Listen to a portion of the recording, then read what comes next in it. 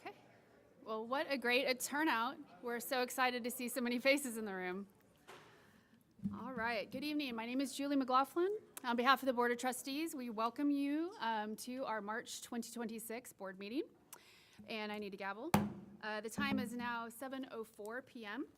and the board is returning to open session. We are resuming our agenda item number 4.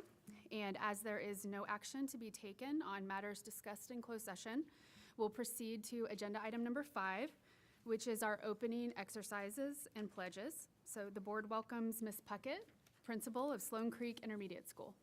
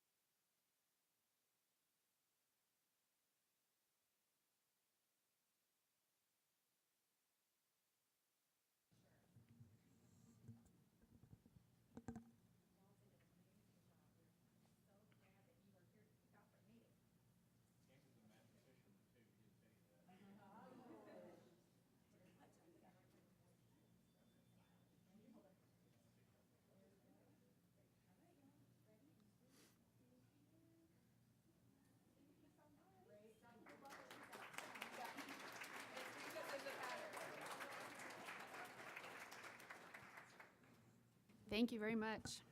All right, agenda item number 6 is recognition. We begin our meetings by recognizing key celebrations for our students and staff because they are at the heart of our mission as a district. So Dr. Zambezi will get us kicked off. Madam President, Superintendent Cordell, members of the board, thanks for having us tonight. We are excited to recognize 4 different groups tonight. The first group that we'll recognize is our Lovejoy High School Band and their accomplishments. So I'd like to welcome to the other podium Band Director, Miss Marty Ball.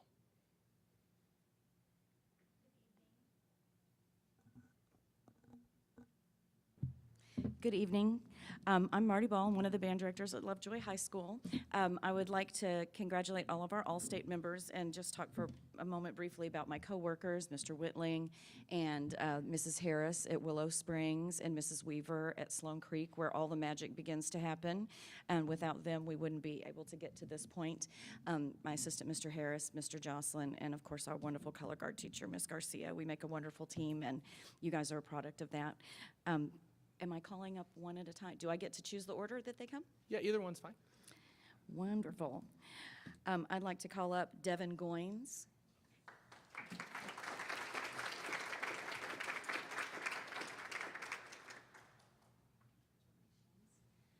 Devin is a junior percussionist in our band program. He's one of the hardest working students I've ever taught. He's so focused and he can always be counted on. And no matter what is happening in rehearsal, whenever I look at Devin, he is 100% locked in. He has such an innate musical ability and sense. He is a wonderful musician. Congratulations, Devin.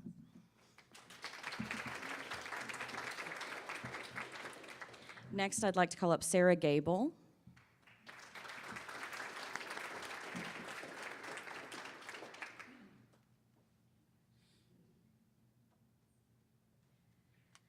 Sarah is a senior clarinet player in the band, and she is also one of the captains of the swim team. For the past 2 years, while she was recovering from a knee injury, she also acted as our sound engineer for our 24 and 25 marching shows. She is brilliant, and she is extremely talented, and she is a soloist in our UIL program that we take to contest tomorrow on E-flat clarinet. Congratulations, Sarah.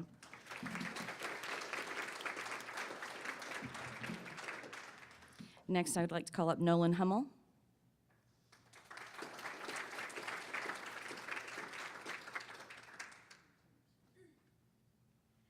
Nolan is a senior trombone player, and Nolan is also a member of the varsity tennis team.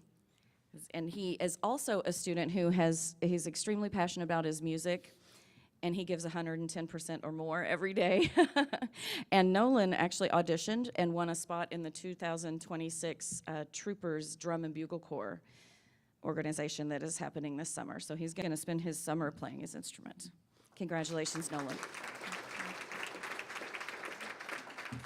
Next, I'd like to call Ian Marshall.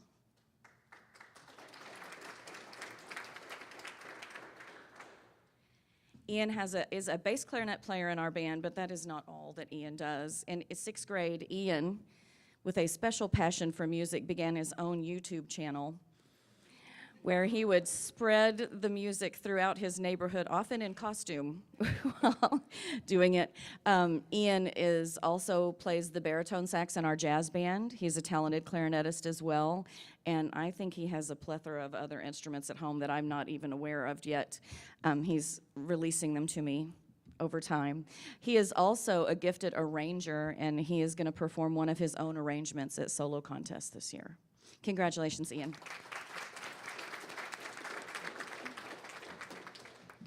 And next, I'd like to call Max Ratliff.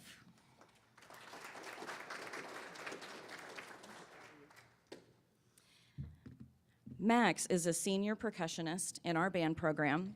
Max has the distinction, a rare distinction, of being a 4-year member of the Texas All-State Band. It is very difficult. That is a hard club to get into, and Max works so incredibly hard every day. I am rarely in the building that he is not in the percussion room practicing. He gets there when we get there and leaves when we do. I'm so proud of you. So in addition to being a 4-year All-State member, Max, I'd like to also recognize you. Max is a 2026 Young Arts winner for classical music and percussion. This is an award open to students for any student from ages 15 to 18, grades 10 through 12, and it's highly competitive at the national level. Recipients are selected through a rigorous audition process that he prepared for months, and had to video record, and re-record until he was happy with it, which is no small thing for Max to be happy with a performance. And he joins an elite group of young artists recognized across the country for their achievements in music. This honor marks a significant milestone for you, Max, in your musical journey, highlighting both your dedication to percussion and your potential. I cannot wait to see what you achieve. You're going to be amazing.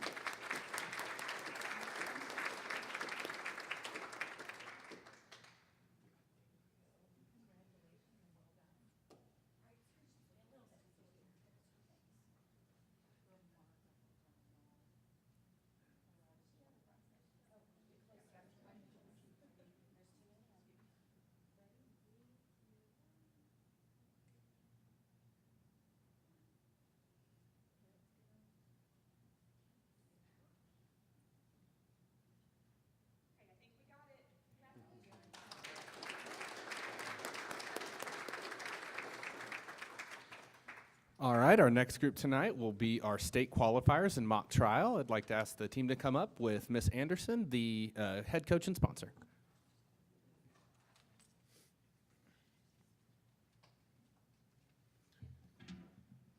Hi,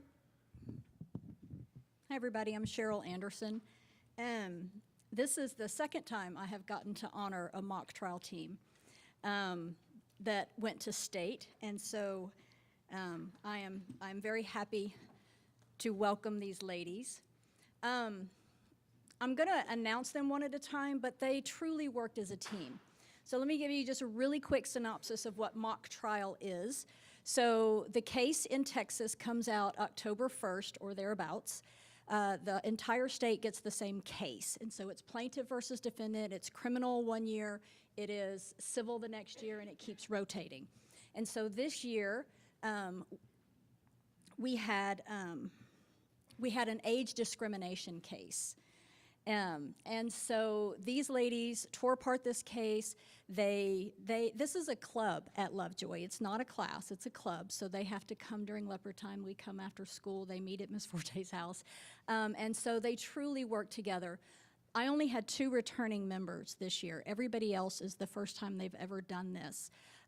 But we have to have no more than 11 people to fill 12 roles. So several of them take on double roles. And so and almost all of them did. So as I announce them, I'll let you know kind of what they did, but there are lawyers and witnesses. So our witnesses are generally our actors, and they have to portray the witness both in how they have to know the case so well that they become the witness. And the lawyers have to have objections, and all, it's such a feat for them. And I don't know that they're all going to go into being a lawyer, but it does really, really help them advocate for themselves and be confident in their abilities. And I am super proud of them. So our esteemed leader is Arwen Earhart, who was both an advocate. So she was a lawyer for both the plaintiff side and for the defense, and she also did the opening for plaintiff. Yes. So both. Another student who took on dual roles was Catherine Payne. She was an advocate for the defense, and she was a witness for the plaintiff.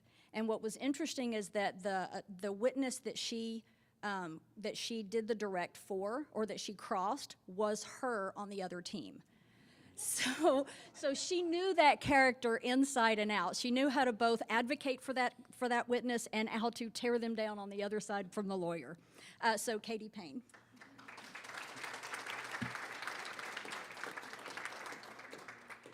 Caroline Hayes was our CFO. So she was a witness for the plaintiff side, saying we did not have age discrimination. I did everything I was supposed to do. And Caroline became our CFO on the plaintiff side, and you were one of the recipients of the awards from the other teams, is that correct? Yes, for Best Witness.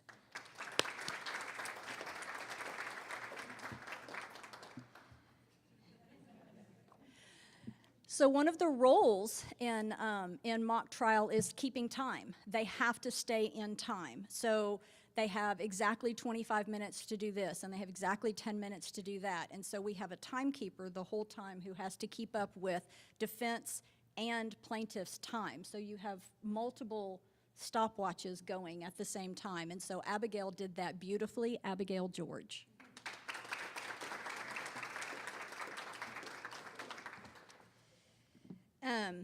Rutvika Rao was our witness, and she owned a restaurant called Durant's, and she put on quite the show.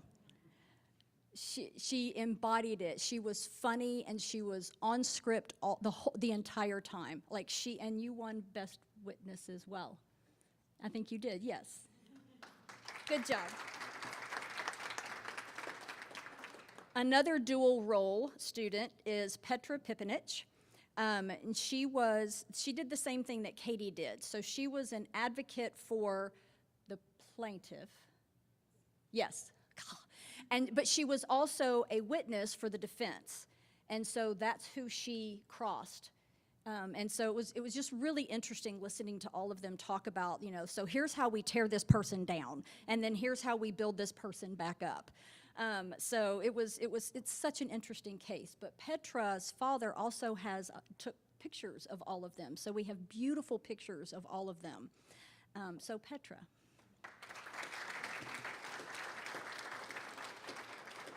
And then unable to make it today is Rohana Rao, Rutvika's sister. She was our timekeeper during regionals when Abigail couldn't attend.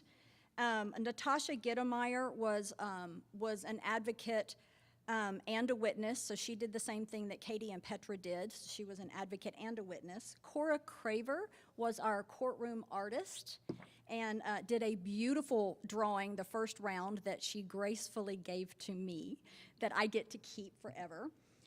Natalie Shao, yes, was a witness, and she played like a 64-year-old beautifully. And then McKenna Mount was an advocate. I'm losing 4 of you. I'm losing 4 of my seniors this year. So congratulate them on a great performance and going to state this year.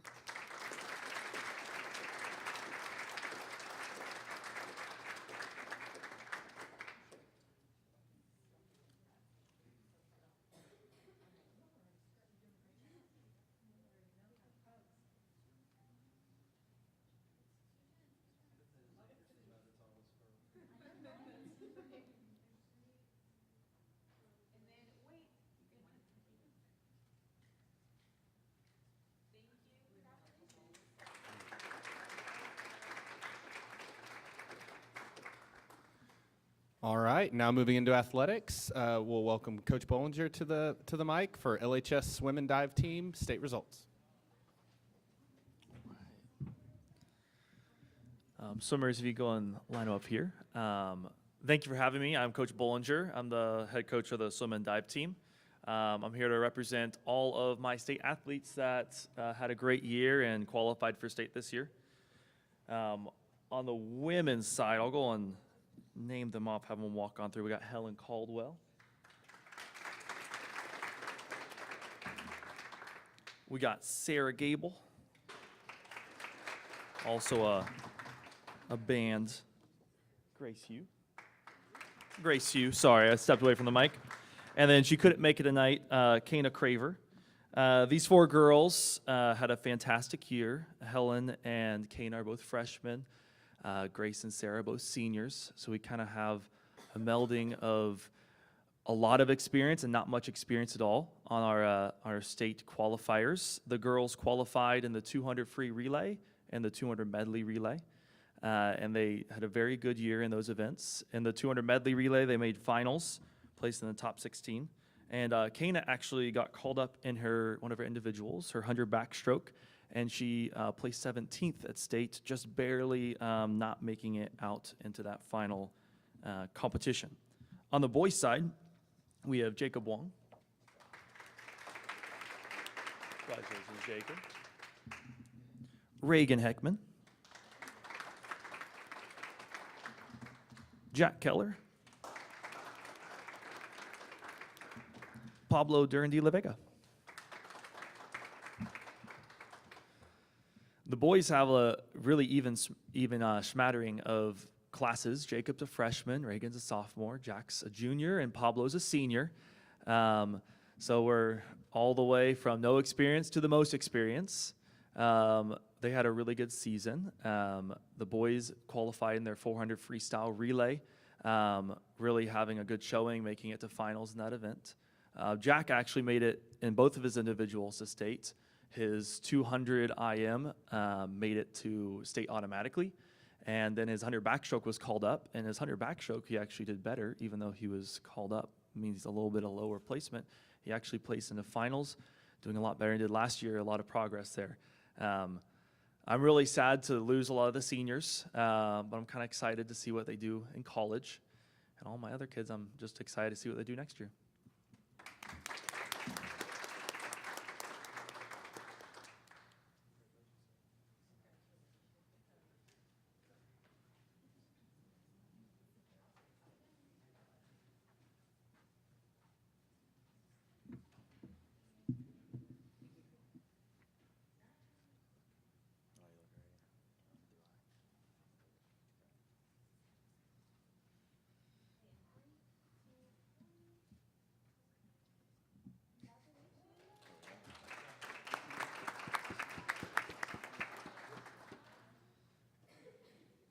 right, and last but not least tonight, we have our LHS wrestling team, our head coach, Coach Dubuque, and he'll talk about the wrestling state results.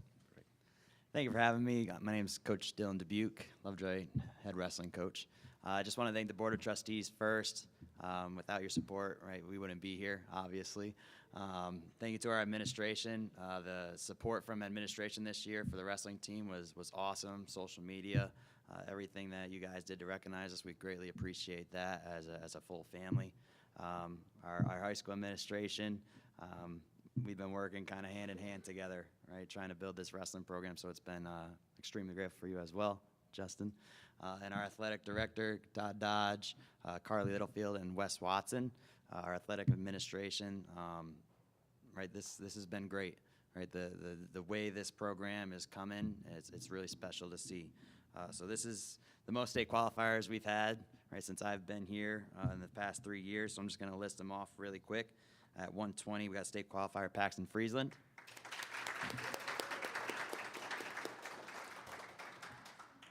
.175, state qualifier Ethan Bates. 215, state qualifier Alex Reed.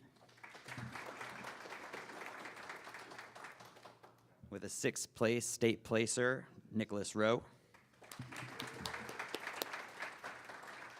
Another 6th place finish, team captain Landon Davis. And our sole state champion, Arrow Ogle Garza.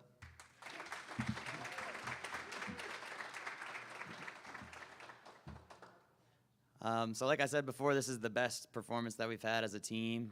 In general, we went 9-1 in duels. We won our Leopard Duels Championship at the beginning of the year, which is the first time we've done it since I've been here. And then going into the season, having 6 state qualifiers, Paxton Friesland as a junior qualifying for state, one of the most consistent kids coming in, found him at right over here at the burger joint, and he was going golfing with his friends, and we said, hey, let's go on the wrestling mat, and he's been improving ever since. So it's been super special to see him grow from a little freshman to where he's at now. Excited to step into that leadership role. He's got some big shoes to fill as our seniors are leaving. Ethan Bates, we got a senior. If I could have 100 of Ethans in the wrestling room, I would. Right? He's one of the hardest worker kid. He won't complain. He'll do exactly what you ask every single time. So if I could have 100 of him, he knows it. So that's my practice partner if I had to choose. Alex Reed, he's also a junior. He's going to be back for our next senior season. Had a little incident going into the off season, right? But we're going to get healed up, and he's been wrestling super hard. Going from JV last year to a state qualifier is huge. So that's a testament to all of his hard work in the off season, putting in the time in the weight room. Nicholas Rowe, also the best fisherman in the state of Texas. He's committed D1 to go fish, but yeah, clap it up for Nick Rowe. He's coming, and he came back. It was I had to recruit him back to the team as a heavyweight. It's harder as a senior heavyweight. Like, yeah, I can go fish all day long, but we got him back on the wrestling mat, and I'll never forget, right, his match going into, I'm pretty sure his quarters. No, the wrestlebacks after the first round loss against the kid that ended up winning state. He said, I got onto him, and he said, Coach, I'm so happy that you got onto me, right? And I'm so happy that you brought me into the sport of wrestling to finish out my senior year. Just the things that you learn in wrestling, he's going to take that for the rest of his life. So excited to see where he goes. Team captain, Landon Davis, senior. He's still competing with us in this off season. He had an amazing season. He had a lot of growth, right, from his younger years to where he's at now. And he's still working, right? He's going to be a high quality wrestler if he chooses to, right? But he's the one that has the will to prepare to win, right? And he wants to go win, hopefully at the next level. And Arrow Ogle Garza, right, our state champion, right? Clap it up for Arrow. She doesn't like the spotlight much, but talk about hard work, right? It's early morning, it's late nights, it's an extra practice, it's a private lesson, it's, I don't even know, extra training, nutrition, everything's on point, and she does exactly what she needs to do. She's going to be a 2-time state champion. She's going to go wrestle at the Division I level. She'll commit next year soon, and she'll be a national champion, hopefully 3, maybe 4 times if she really wants to. But super excited for where she's going to go. And it will happen, mark my words. right? So, Lovejoy Wrestling.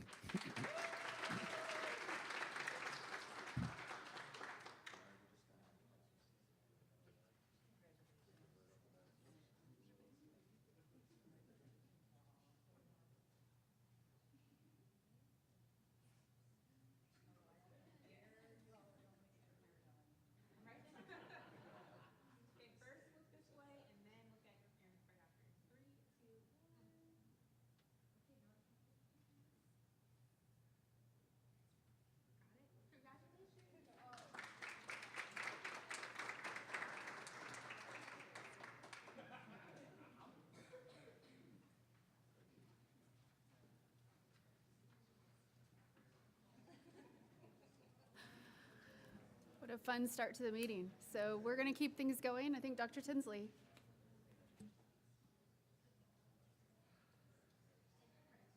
Thank you, President McLaughlin.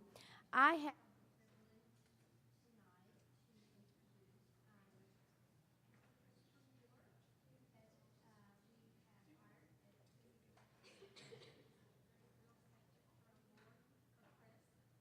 Chris began his career in Melissa ISD, where he held several positions, that as in technology, director of technology, and also as a CTE teacher.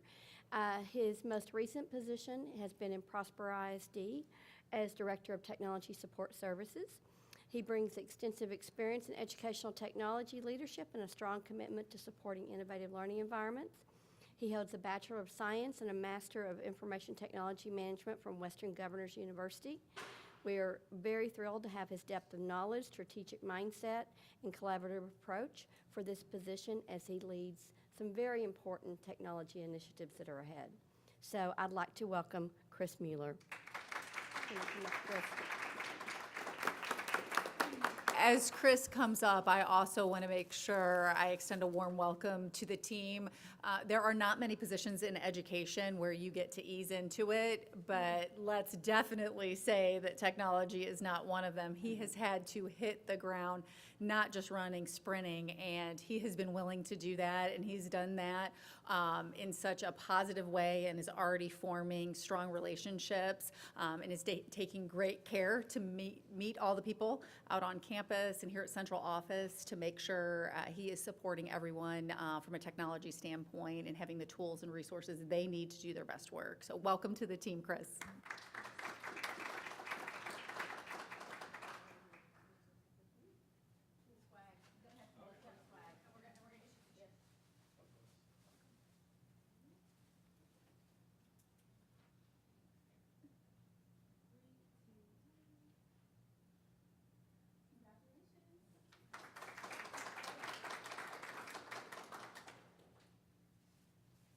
Welcome to the team, Chris.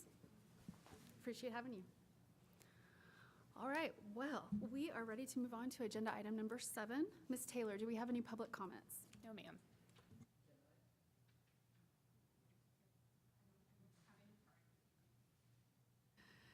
All right, with no public comments submitted, we will proceed with our agenda. Our next agenda item is recognition of our fellow trustee, Mr. Jeff Wood. As we communicated to our Lovejoy parents via email last week, Mr. Wood has shared with the board that his family has placed their home on the market and they will be moving outside of our district boundaries. Because of this change in residency status, Jeff has communicated his intended resignation from the board.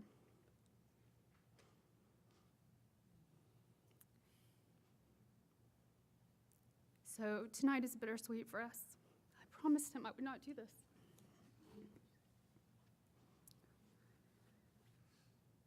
We so enjoy working alongside him, and we will miss having him as part of the team. And of course, wish him the very best in his next chapter. So I'll open the floor for my fellow trustees.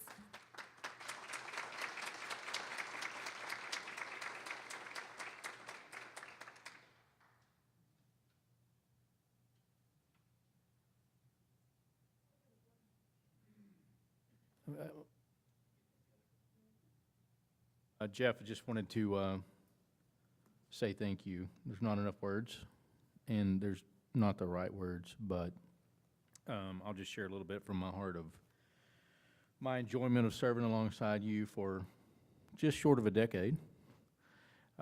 We've seen a lot of highs and lows together with the changes that have happened with education, with the environment, with all the things. And one thing that's been consistent is your character, your integrity, your resolve to put kids before everything else, to set aside the things that really didn't matter and keep our children first and foremost in the center of what does matter. You've been a warrior. You've been a friend. You've been a lot of things. And all those things I would describe as an outstanding advocate for kids, trustee, and person to foster excellence in the school district. So Lovejoy is a better place. You're leaving this place a better place than when you found it, which is what I think we would all hope to do. It's just been an absolute privilege to be on this board with you, to serve with you, and to see how well you've been able to manage the success and also the adversity that we face on any given day. So, not enough words, not the right words, but I just want to say from my heart, thank you so much, Jeff. I'll add some perspective in working with Jeff for the past 5 years. Jeff, you and I didn't always agree on things, but I always appreciated that you would tell me what you believed and not what you thought I wanted to hear, which is all you can ask for, someone who's going to advocate and do it the right way. And you have been an advocate for this school district for a long time in a lot of different roles, even before you joined the board. And you've poured your heart into it. We appreciate it. Your work you've done on the legislative committee over the past several years with your legal background has been, we couldn't have done it without you. So thank you. Kind of reiterating everything, but I've really enjoyed working and learning from you on the foundation for, I don't know, a decade or so to the board the last 3 years. And anytime I didn't understand something, you take the extra time to explain it. You've been place is a better place because of you, and you've been a blessing to all the kids. I guess we're going in order, but I really can't add more to what everyone has already said, so I'm just going to say thanks. Thanks for the hard work over the last decade, both in the foundation that I got to see and both, of course, in the work on the board through some pretty tough times and some pretty good times. I know I haven't gotten to serve with Jeff for very long, but as a fellow attorney, I always appreciate that Jeff can break down complex issues and take us right to the kids. It's a rare and unique and very valuable skill, and I know that it will serve whoever you choose going forward. Just thank you.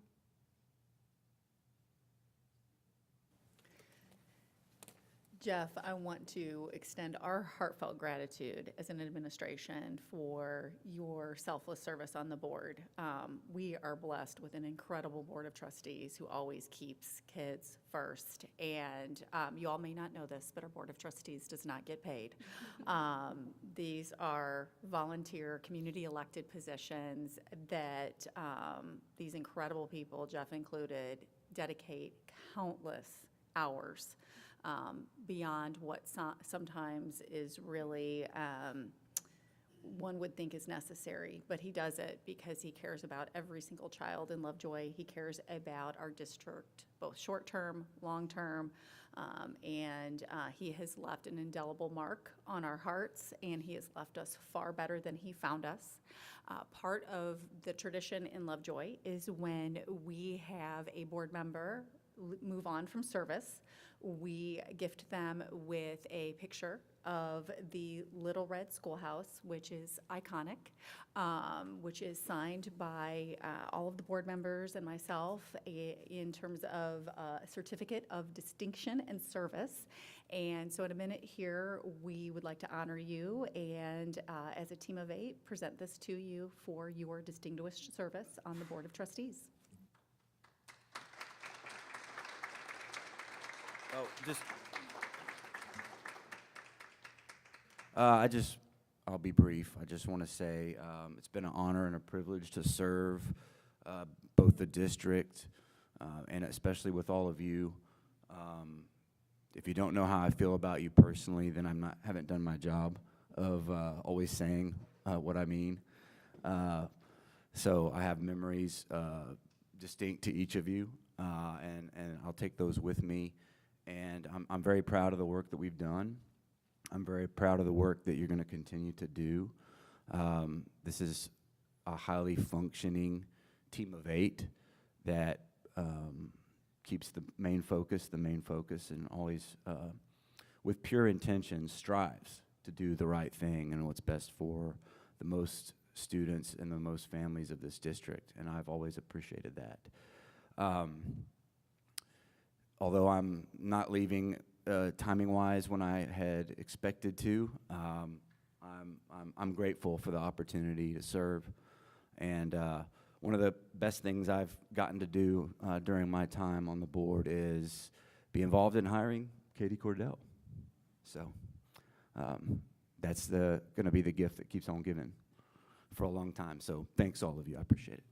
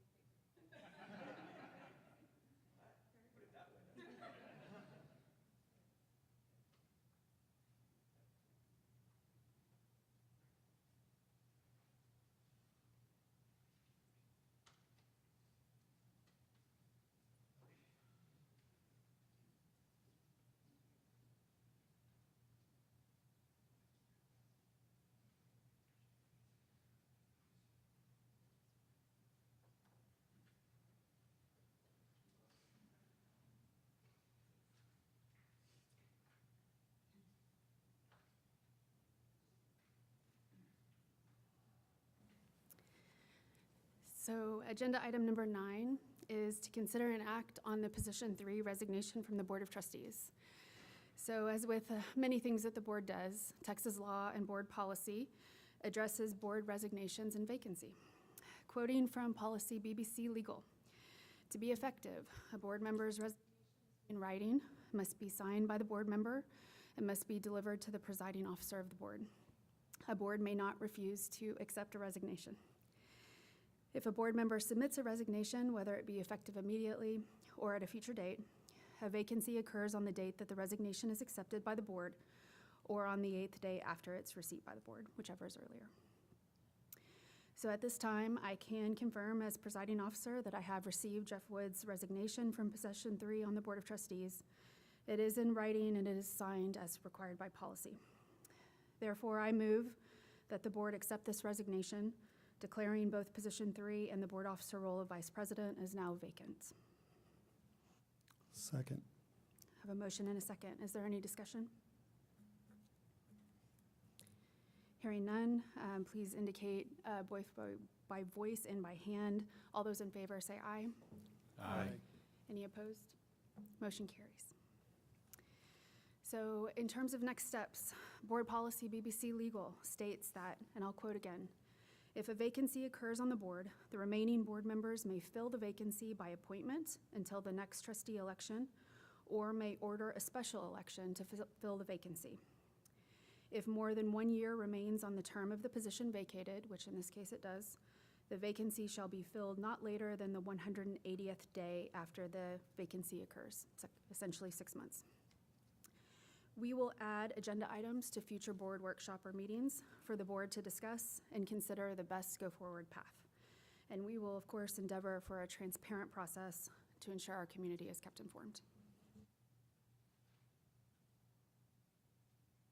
Next is our invocation. I invite anyone who wishes to join us at this time. Dear Heavenly Father, thank you for this day. Thank you for the opportunity to come here together tonight in service of our students, our families, and our community. We ask for your wisdom in our work as we seek to make decisions that honor the trust that's placed in us. Please guide our thoughts and our actions so that they may bring you glory. We ask for your blessings upon the families of this district. In your name, amen.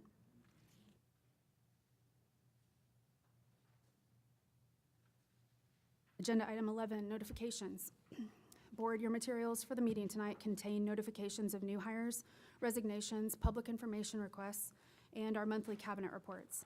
Are there any questions or comments on these items? One thing I found interesting for the other moms that are planners out there, there are future calendar dates. Leopard Friday is September 11th, 2026.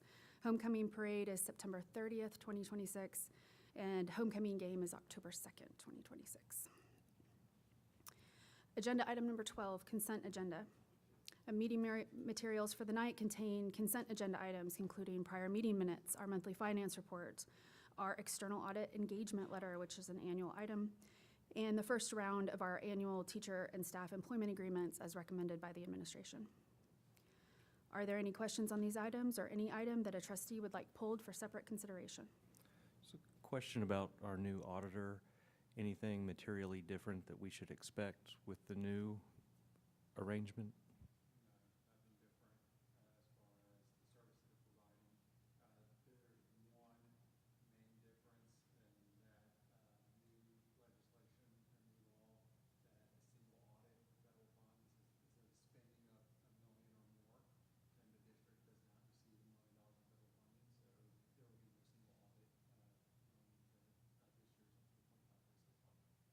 Thank you.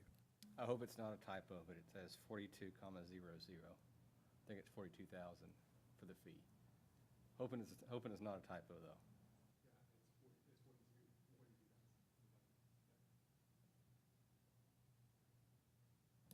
All right. Hearing no additional discussion, I will entertain a motion. Move to approve the consent agenda. Second.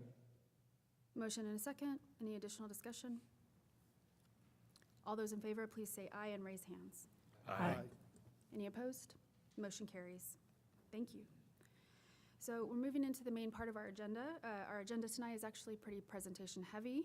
We have a series of informative presentations on district goals and department updates, and then where applicable, many of these items would be brought forward for a board vote at a future meeting. Agenda item 13, we have a celebration of learning presentation, which spotlights the fantastic teaching and learning happening on our Lovejoy campuses. Tonight, we will focus on our STEM program, specifically on the recent STEM Fest. Dr. Tinsley. Thank you so much. Yeah, we hear Mrs. Cordell say quite often what makes Lovejoy uniquely special, and Saturday was one of those days.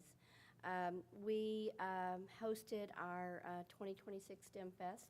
It had to be rescheduled it was scheduled for when we had some of the ice days. And it was, we weren't quite sure about what the turnout was going to be, but it was outstanding. I'm not going to go into a lot of details about the purpose. You know this, about how it's an opportunity to engage our families. We really wanted them to connect to STEM education, and we certainly accomplished that. One of the things that we wanted to do differently this year is to change some of the experiences up for our students. And you'll see some of the vendors that were here, or groups that were here to support us. We had over 32, and that's less than what we originally had planned, because we had several that had to drop out due to the change in date. I don't know if we would have had space, so I think it worked out just fine. But we had students from ages 3 all the way up through our high school students, and the engagement was incredible. The laughter, the joy, the family involvement, not just parents, but grandparents, aunts and uncles. And so we kept them busy. I know some of the littles, I've heard from some of our families that we had some good naps that afternoon after a full day at STEM Fest, just a couple of hours. So I just want to lift up the work of the Curriculum Instruction Department. This is something that we work on throughout the school year, and we hope to continue the work we have done. So these are just some examples here. We have some additional pictures that I took. I wasn't able to include them in here, but you'll just see the joy in what was going on. And then this last slide here does share some of the partnerships. Two of the partnerships that we were really excited about is we had 2 universities involved, UNT and SMU, and these were actually students. And I think they were having just as much fun as our families and our kiddos were. So again, a great day in Lovejoy. Thank you, Dr. Tinsley. I wanted to make sure I acknowledged Dr. Tinsley and Cole Hawkins, our STEM coordinator, our C&I team, and our amazing teachers. So many of our teachers were there and facilitating experiences and experiments. It was so much fun. I had a blast. I was there on Saturday, and then to see the support of the community partners and organizations was really, really incredible. Something that has been a focus is increasing student leadership. That's why we're here, to make sure our students are learning and growing at high levels. And each year, the C&I department has outdone themselves. And so we even took it a step further. So there were not only student-led presentations and experiences, we had more student volunteers than ever that were facilitating opportunities for the attendees. And that was very impressive and enjoyable and such a great opportunity for them. So thank you for all of the incredible hard work. Thank you very much. All right, agenda item 14 is a presentation. It's our Lovejoy Excellence by Design Strategic Plan. And so I'll hand it back to Ms. Cordell. Thank you. Our work always begins with people, our students, our teachers, our staff, and our parents and community. They are truly the heart of Lovejoy ISD. We always want to make sure that their voices, their experiences, and their aspirations are at the table, and that we use that as a standard by which we measure our success. We have approached our update to our strategic plan this year as a process rather than an event. And so this process began all the way back in the fall with a staff survey. And then we have engaged in different opportunities to have conversations with our community. And this year we incorporated something called listening circles. We did teacher listening circles. We did a listening circle with our middle school students, with some high school students, with our parents, with our community members, and it was a great opportunity for us to hear their voices and perspectives. The strategic plan draft that we are presenting to you this evening is grounded in a shared belief that every learner, every student deserves not only excellence today, but also tomorrow. And so tonight we are presenting you and our community with this draft. We have renamed it. As you all know, it used to be Lovejoy 2030, but that was a problem because 2030 is coming at us pretty fast. So we needed a new name, and that new name is Lovejoy Excellence by Design. This plan is shaped by collaboration, guided by purpose, and focused on impact on our students. And we have several members of our parent and community committee here this evening, and they were extremely selfless in their dedication of time to us. They spent over 2.5 days engaged in this work, provided their voices, their perspectives. They studied, they had homework, they came back together, they grappled with the feedback that they were receiving from the different stakeholders. They reviewed what our students had to say, what our teachers had to say, and they really took it very seriously that all of these voices be incorporated into our strategic plan. I do have to say they were an incredible committee. Normally, and I did this time, I overplan, because what happens with committees is sometimes there are people who don't spend as much time on things and don't get as deep, and so you have to move on. Not with this committee. I was constantly having to adjust the timing because they were having such great conversation and coming up with such a great product. So they were all in, and I think that is very much reflected in what we are presenting to you and the community in draft form this evening. This has been posted publicly so that our community is able to review it and see what we are bringing forward to you all. We are very grateful to every individual that contributed their time and their feedback and their insight. Board, we look forward to bringing you this plan in April for your formal consideration of action. And we would love to have the folks that are in this room and so selflessly dedicated their time serving on that strategic planning committee to stand up so that we can recognize them.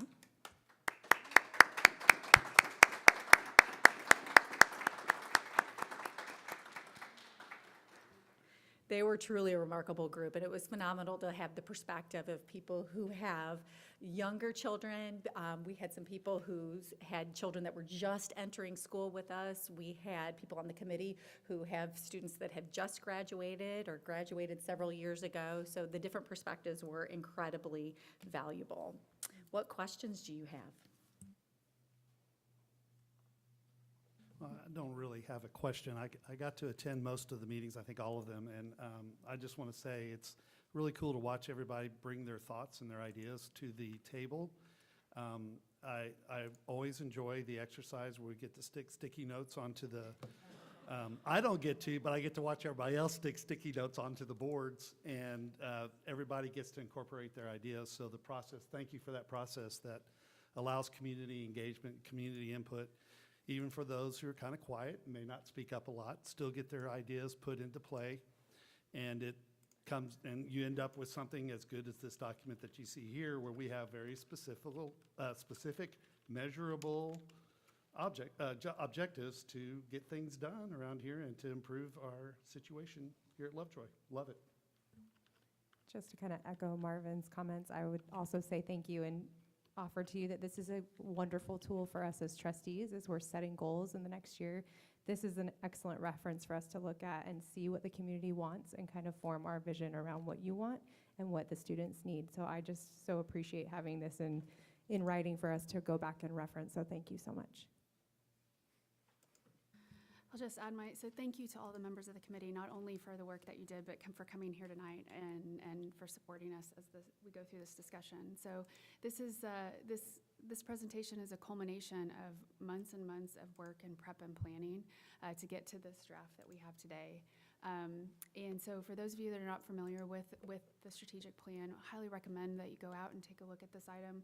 As Aubrey mentioned, it is an important tool for the board and also for the administration as we guide the district forward. So much of knowing what we need to be doing for kids is having the same shared end goal and purpose in mind, the same destination in mind. And that this document is attempting to clarify that into words and measurable targets. And so, as Katie mentioned, we will now have some time to reflect on it, both as a community and as a board. And then we will be bringing it forward at a future meeting for the board to consider and act on adoption. So, any other questions or discussion? No, I'll just echo the comments and thank yous. Years ago, in prior administrations, we had tried to put strategic plans in place, and I felt like lots of work would be done, but they would put it in a drawer and never looked at again. This document, and I've seen the evolution, and we relook at it every couple of years, and it's referenced. If you look at the board book and you look at the agenda items, we're specifically referencing places within the strategic plan of what these items are attached to and where the work is being done. So this really is valuable work that the community put their time into, and it is going to be ongoing and referenced and will be the framework for the work we do going forward. So thank you. Thank you, everyone. All right, we'll move to agenda item number 15, which is to consider and act on the Chief Human Resources and Communication Officer's role. Ms. Cordell. Thank you. It is my privilege to recommend Heather Cox as the Chief Human Resources and Communications Officer. As you know, this opportunity is the result of Anna Koenig's retirement in June after 35 years of dedicated service to education. Ms. Cox joined Lovejoy ISD in June of 2023 and has served the district with distinction in the role of Director of Human Resources since that time. Ms. Cox brings 23 years of experience in education with a background that includes roles as director, principal, assistant principal, and classroom teacher. In the 7 years that Ms. Cox served as an elementary school principal, she demonstrated strong instructional leadership and a deep commitment to student success. Ms. Cox is an exceptional leader who brings both deep experience and a genuine commitment to people. She has a strong focus on building teams, supporting our staff, and keeping our students at the center of every decision she makes. Complementing her extensive experience in education is Ms. Cox's Bachelor of Science degree from the University of Texas at Tyler and a master's degree from Lamar University. She has been married to her husband Chris for 20 years, and together they share one grown son, Tyler, and she loves to spend time with her granddaughter, Kinley. She is highly respected for her dedication to recruiting, supporting, and retaining exceptional educators and staff. And we are excited to bring forward this recommendation to you for our next Chief of Human Resources and Communications. Board will entertain a motion. I recommend that we accept the recommendation to bring Ms. Cox on board per Ms. Cordell's request. Second. A motion and a second. Any additional discussion? All right, hearing none, please both raise your hand and say aye. All those in favor? Aye. Any opposed? Motion carries. Congratulations. All right, agenda item number 16 is our district program update, and this time will be on transportation services. Mr. Percival.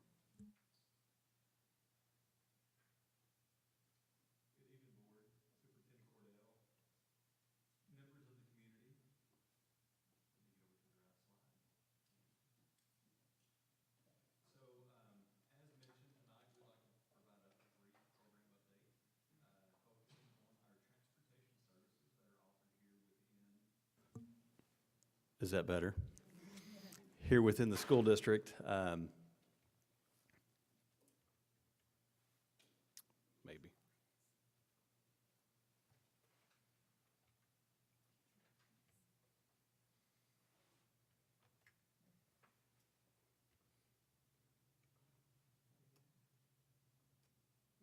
How about that?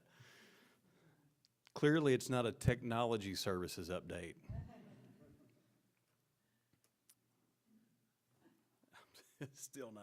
Still not quite there, but that's okay. So I want to talk briefly about our transportation team. You'll see there on the screen, and for those of you that can't see the screen, our transportation director, which is fairly new here to the district, is Ashley Keith. She is a transportation coordinator that she works very closely with, Donna Holden. Donna's been here in the district for a number of years. Most of you probably know Ms. Holden. We have a transportation support position that's currently vacant, a safety and training specialist, Julie Boyd, and then our sole mechanic, Eric Allison. So that is the team there kind of behind the scenes. And then we have 16 regular route drivers. We have 3 special ed route drivers, 3 bus monitors, and then we also, when fully staffed, have 2 substitute drivers that serve as backup. Before I get into this slide, I would say if anybody is interested in obtaining their CDL, don't let this slide scare you off. Over the past several years, the state of Texas has definitely upped the rigor involved to obtain a CDL along with the proper endorsements. And so I'm going to go through those. It's a little bit more like I used the word rigor. There's a commitment. So when you see our drivers out on the roads, they've really gone through a high level of training, both federal, state, and local training. And so they really have committed quite a bit of time in order to obtain the proper credentials. So you'll see there, you have to have a proper driving record. You also have to have an annual physical that's done by the Department of Transportation here in the state. You have to have that medical card certified annually. But before you can even get a learner's permit, there are 5 written exams that you have to take at DPS. Once you take those 5 written exams, then you get the commercial learner's permit. At that point in time, you can operate a bus with no children and with a trainer on board to start to practice and log your hours. There's also the Federal Motor Carrier Safety Administration entry-level driver training that's 20 hours. That's something that's mandated by the government. And then there is a pre-trip and air brake training. That's about a 15-hour course where a driver in training has to demonstrate the ability to do a 6-step air brake test. That's something that's required by the state. They also have to do that pre-trip inspection, which includes under the hood. So again, it's a pretty rigorous assessment that they have to be prepared and show, be able to demonstrate that they're proficient. There's about 15 hours of behind the wheel driving. Some of that has to be done at night and in the rain when available. And then you go out and do a CDL road test with a certified DPS instructor. So they have to actually take our bus. They do parallel parking, straight line backing, offset backing. Then they go out and do a road test where they have to simulate railroad crossing and picking up and unloading students. Then they go and take a 20-hour course that's required by TEA. That 20-hour course has to be recertified every 3 years. So that's an 8-hour recertification. So once they get through all of that, they have their CDL, and then they have the proper endorsements, which is passenger and school bus.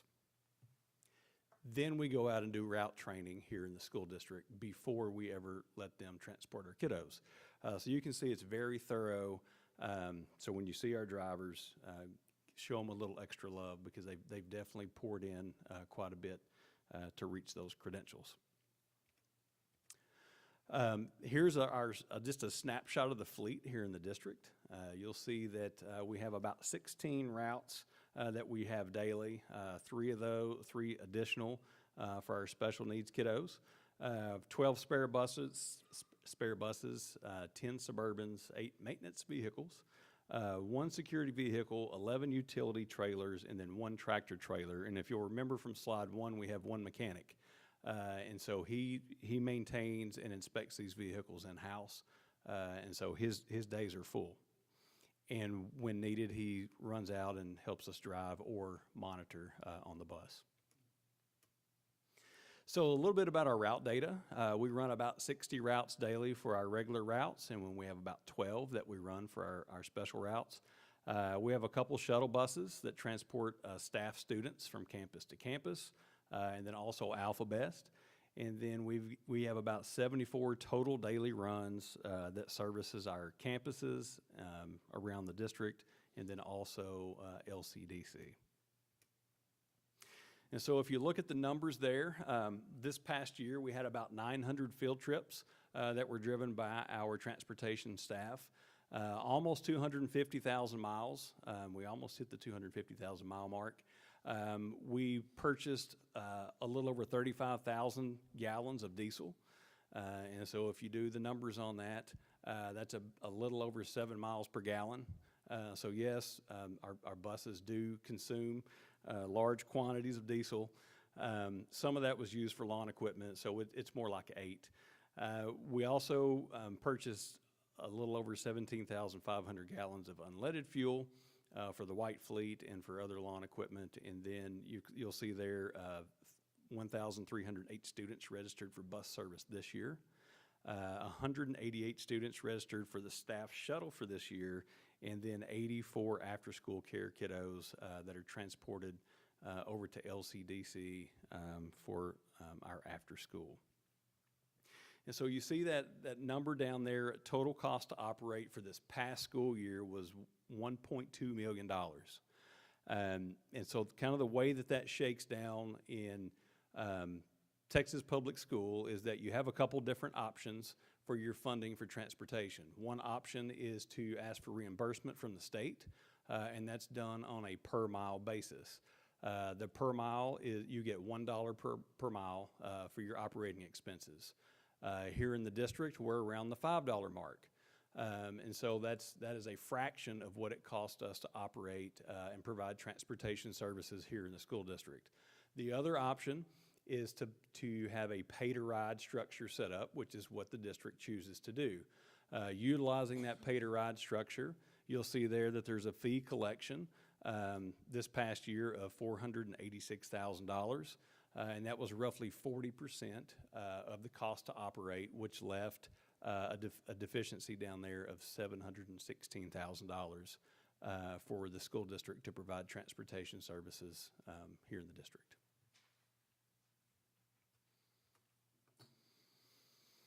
Something that's fairly new for this year, Senate Bill 546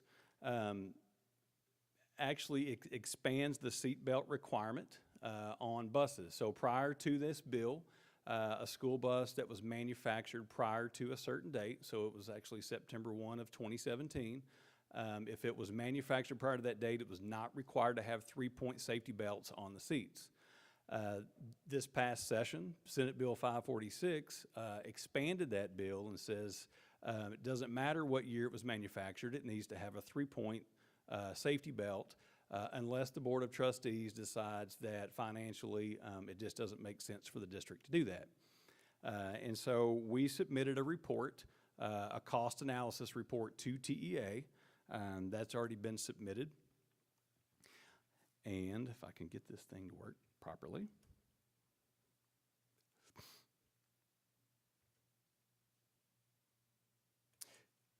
I'm not sure what I did to the font, but you'll see there that the impact on our current fleet is we have a total of 12 buses that do not have the 3-point safety belt. And so those average about $30,000 per bus. We have a total of 12, and so it would cost us about $360,000 to have those buses retrofitted with the 3-point safety belt system. That requirement has to happen no later than September 1st of 2029.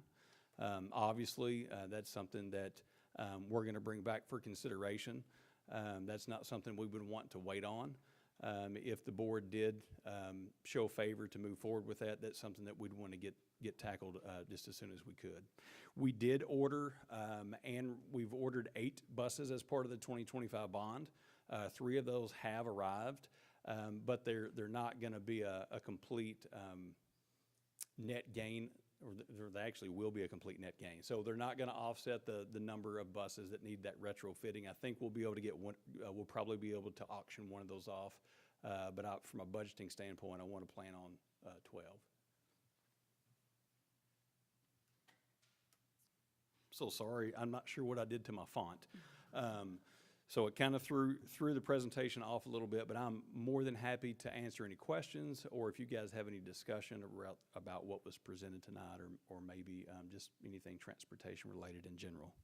Mr. Percival, could you clarify on that cost that was reflected there, if that would be a permissible expenditure from INS funds, or is that an M&O disbursement?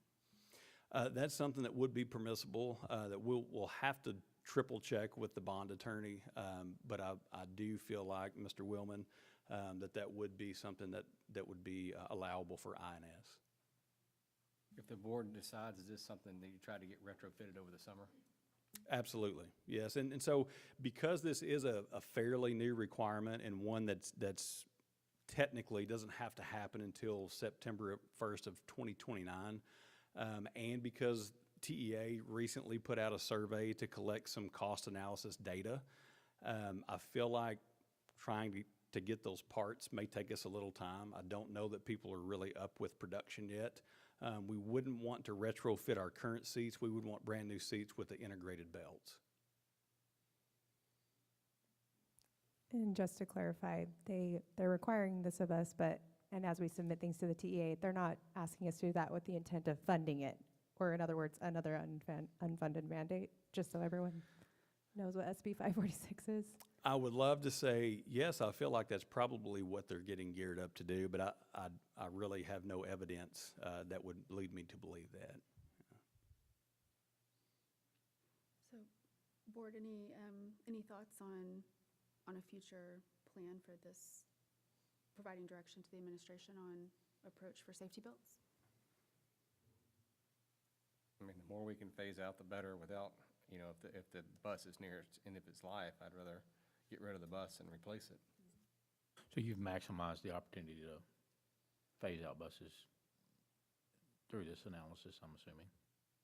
I'm sorry, could you repeat? Maximize the opportunity to phase out buses and replace with new through this Yes, sir, and that's what I had mentioned. We did the order of the 8. But out of that 8, I really think we'll only have one that we'll send to auction so I still feel like we're gonna be, best case scenario, we're gonna be at 11. I'm planning for 12. Now, I mean, obviously, we want to put the safety of our kids on these buses at a priority, so I agree with what you're saying. It's, if we can do it sooner than later, fine. That seems okay to me, but, the board will speak when the time has come. I also agree with getting in line early to get the parts. As you pointed out, might not be that easy. We need to also take into account with the increase in scholars and with our current student population within our boundaries lowering, that we may have less need for buses, so let's make sure we take that into account as well. Yeah, if obviously we monitor our ridership, and if we see it start to trend, downward, then we'll definitely be able to scale at that point. And just so that you guys know, if you have parents, I know on the board, but if we have any parents that are listening, the buses that don't currently have them or our older fleet, we use those as our spares. We do not use those as our route buses, but just full disclosure. All right, I think maybe I'll just try to wrap us up and say that there's some indication from the board of interest, and so we'd look forward to the administration team's recommendation on next steps for that.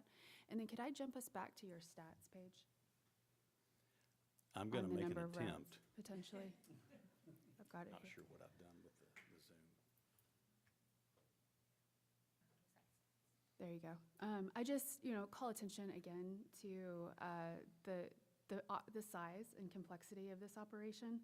And sometimes I think maybe unseen heroes behind the scenes that are making sure that our kids are getting safely to and from school every single day.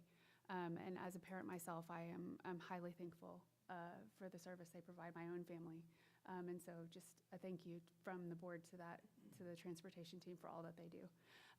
And just kind of underlining what Trustee Stock was mentioning, this is another item of transparency for our community, that this program does have a cost, that it is not funded by the state at the full cost of the program, and something maybe we can reflect on later tonight when we're talking about legislative priorities. And if it's funded, the dollar a mile would be only $245,000 by the state, but it looks like our fees are all of it, so the state's not funding any of it. Minimal, correct. aside from possibly special education, transportation, I imagine. Yes. Yes, okay. All right, well, thank you very much for that review. Thank you. Appreciate that. All right, agenda item number 17 is our next budget workshop. This is our 5th budget workshop.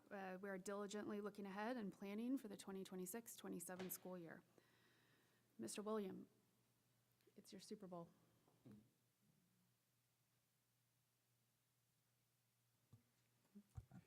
Good evening, Board of Trustees, Superintendent Cordell.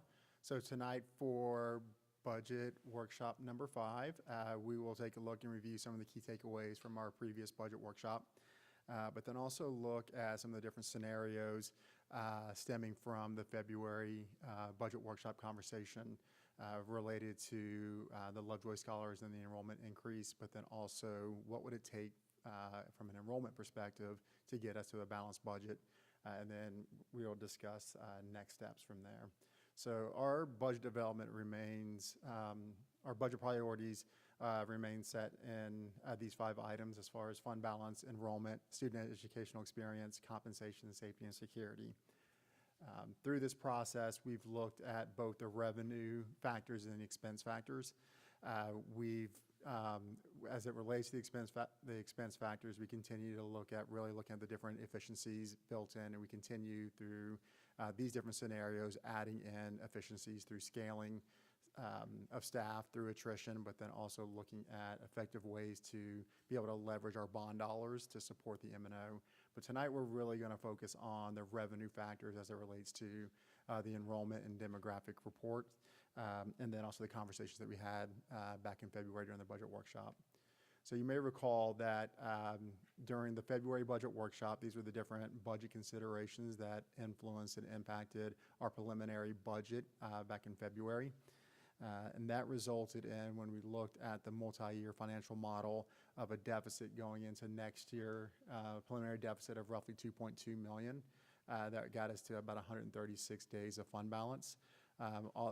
Continuing growing deficit and declining enrollment to the FY29 year, 4.5 million, and down to 67 days.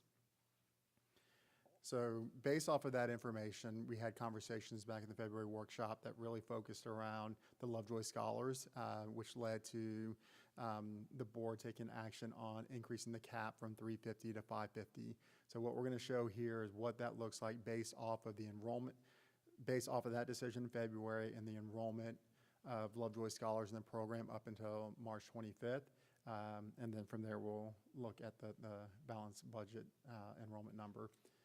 So here, some of the same budget considerations that we saw back in February, with the exception of we have an enrollment increase of 100 students.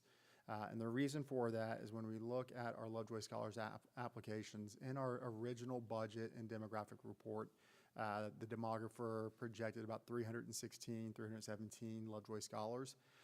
We have currently accepted or have families and students that have accepted of 447. So that's about 130 more than what we had in the budget, but we know from historical data that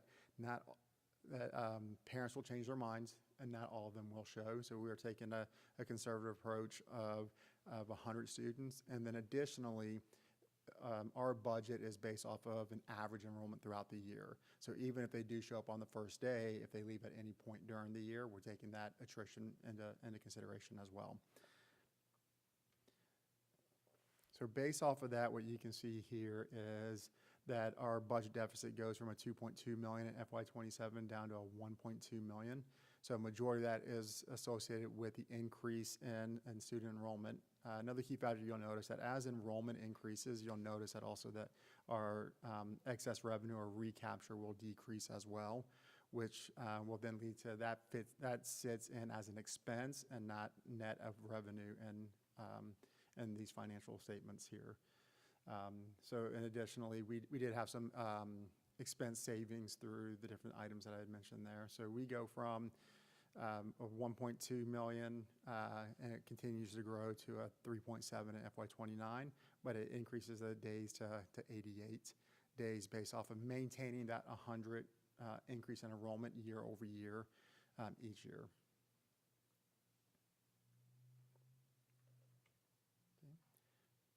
So as far as a balanced budget, so we want to look at the balanced budget here. So again, some of the same considerations as before. The caveat there is that it says here enrollment increase of 3989. That was the initial projection when we didn't have some of the cost savings that we found after we did that number. So that number is actually 3960. So I just didn't catch it on this page here. But with that being said, in order to get to the 3960, we do have to optimize our staffing to classroom ratios based off our conversations from the February board meeting, which is, I believe, the 1 to 22 at the primary level and 1 to 26 at the high school level. What this did result in is that we would have to add 5 additional classroom teachers in order to get to that number of the 3960.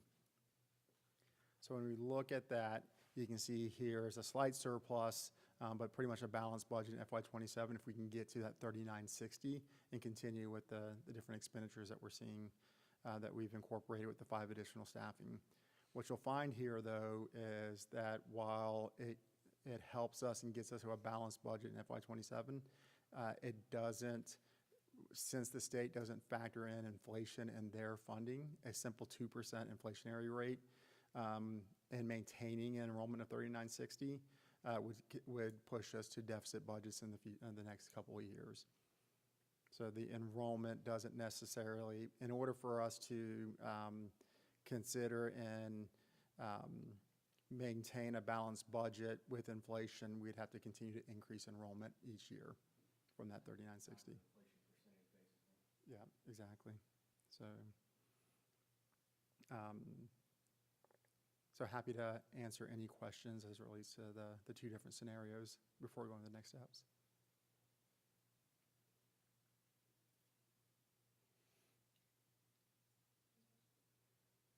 No, I think this is helpful. I think the updated numbers put us on a better path. We still have some uncertainty, obviously, around future hold harmless, how that's going to be calculated, and around what changes might come next year in the 90th legislative session that you pointed out. But this path looks definitely more sustainable than the last one we had. So I think the decision to increase the scholars numbers that we did in the last meeting was the right one. Yeah, I appreciate you looking forward to at the balanced numbers on the enrollment. So I look forward to contemplating that a bit and providing feedback as I think through that as well. So. Absolutely. Thomas, could we jump back to the kind of the yeah, there we go. All right, so I just wanted to thank you. I think that the presentation that you have tonight captured the board's feedback. You know, we definitely were interested in what the changes to the Scholar program would look like, and then a hypothetical look at what does our enrollment need to look like to get to budget. So that does help give us that picture. I appreciate that. And I know that we are 5 workshops in, so I just thought I'd summarize for my own understanding kind of what I'm seeing. You know, I'm seeing that the administration team has addressed increased enrollment projections due to the Lovejoy Scholar Program, and that we're seeing that positive impact to our balance. I appreciate that we've scaled both our campus and our central administration staff, and that's reflected here. We've also evaluated the impact to M&O based on our INS projects, so that the interrelated dependency between those two budgets and how we're seeing that flow through. I appreciate that we're able to maintain class sizes, as we discussed. I think potentially this could even be a selling point for our district, as we know many of our surrounding districts are contemplating increasing their class sizes. You've provided a path for greater than 120 days of fund balance, not just for the budget year that we're talking about, but actually for the year following, which has been, you know, as projected, that's been something that's been important to the board, is that we maintain that liquidity and cash position for the district. You've provided a path for compensation adjustments for our teachers and our staff, which continues to be important to us, and supports our district priority of valuing our staff. And with all of this in mind, although we do anticipate a deficit budget, you know, these trends in enrollment data have been known to us for many years, and we have discussed them openly in board workshops as far back as I've been on the board. And so it's our proactive planning to maintain that sufficient fund balance for our district will allow us to weather that one in-year budget deficit. So I appreciate all of the work. I don't have any questions. You've addressed those tonight. Anything else? Thank you. All right, then I'll just summarize to say that I imagine that you're going to continue to address Lovejoy scholars, and so we'll see that flow through. And then I'd also just like to pose that maybe the administration could evaluate if we'd be ready to bring forward the budget for approval at an earlier meeting instead of June, since we seem to have potentially landed the plane. So I'll leave that to you, but that would be a potential item of interest. Perfect. All right. Okay. So as far as just next steps, we do anticipate that in the April board meeting that we are inviting our FA to come and present, go over our debt schedule and the impact to the INS budget, and then we'll also be presenting on the student nutrition. And then we're more than happy to bring forward an earlier recommendation. And Thomas, will you continue to look at the current year budget based on what you project it'll end at? Absolutely, I'll be looking at that, and I do believe that we'll probably see that there will be a little bit more favorability there as well. All right, Thank you. I think I cut you off that last slide early last time too, and I'm sorry about that. No, you're good. No worries. All right, agenda item number 18 is another presentation. This is on House Bill 8 and Senate Bill 1191, updates to STAR and GPA calculations.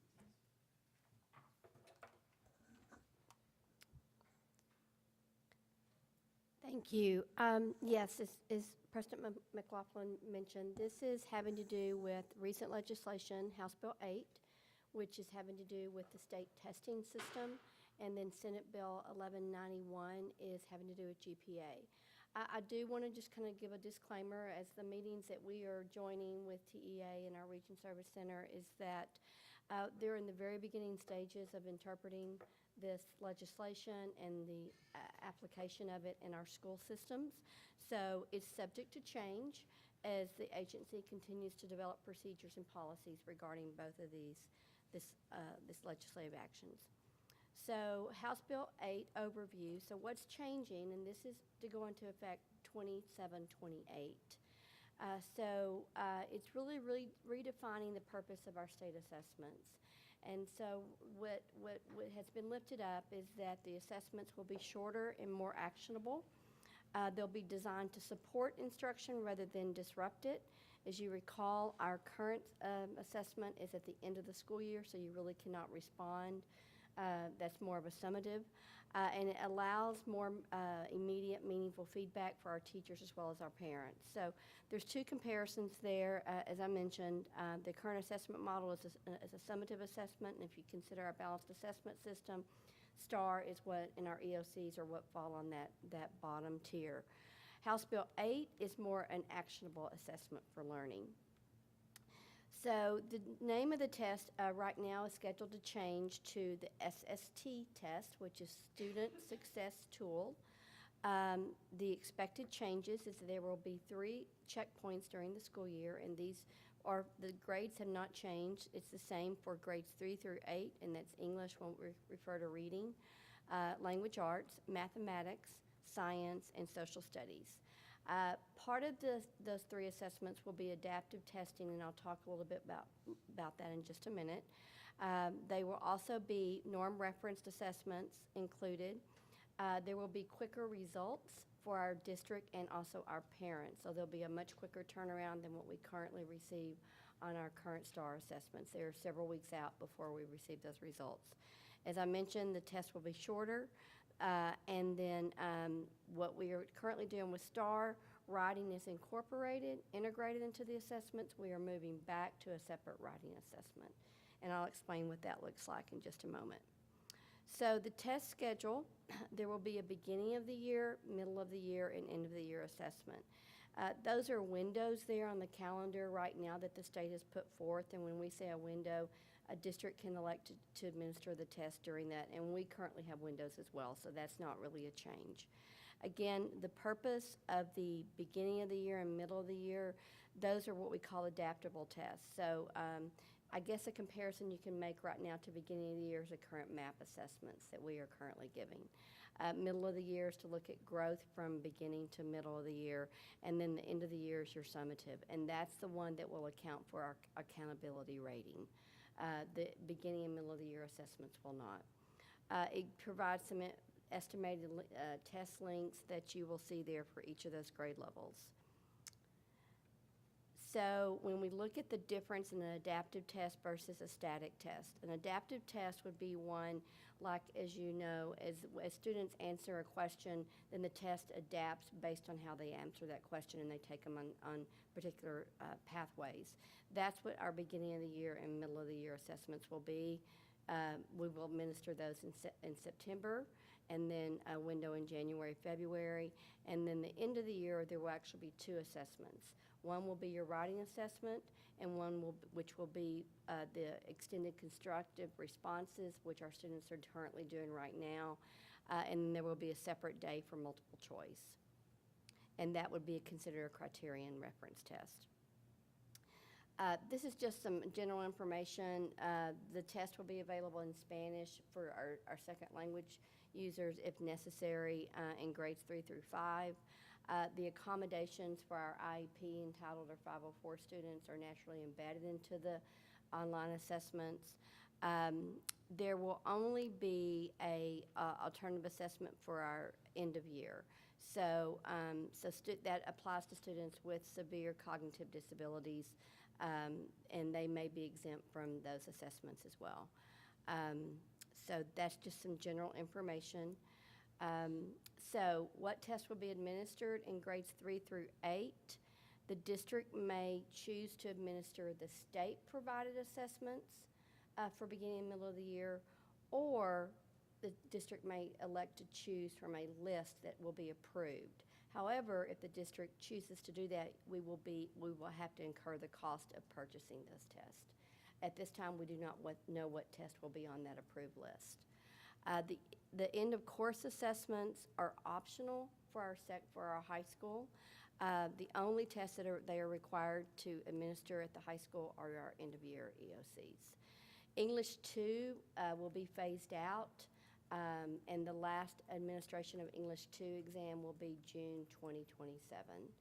And then, and it will also be removed as a graduation requirement. So those are the major changes that we see going forward. This is going to be a change because as part of the Texas code is that defines that a benchmark is a district-required or a campus-required assessment that is administered to all or most students for a subject or course in a particular grade level. So what House Bill 8 includes is that districts will not be able to administer benchmarks for grade levels that they're assessed on the SST test. So what that would mean is that a benchmark that we are currently using is MAP. So our students that are assessed in grades 3 through 8 in EOC, and we currently are also administering MAP assessments in those grade levels, we will no longer be able to do that. However, what the 3 tests now will basically still give you that growth measure that MAP is currently giving us. That also includes some of our district benchmark created assessments will be removed. So those are some examples there. Tests that would not apply would be our PSAT, ACT, SAT assessments, our diagnostic exams, that would be your developmental reading assessments, our M-class assessments. Again, because those are required by TEA to administer. And then, of course, our teacher-created assessments. So any questions before I move on to Senate Bill 1191? Does that save us any money by taking away some of the MAP testing? It will. Yeah, we're waiting to, yes, because a large majority of our MAP assessments are administered in these grade levels that we administer STAR. Could you clarify for me again, when does this start? Is it for 26, 27, or what year? 27, 28. Okay, so. So again, we still have a full year before we administer.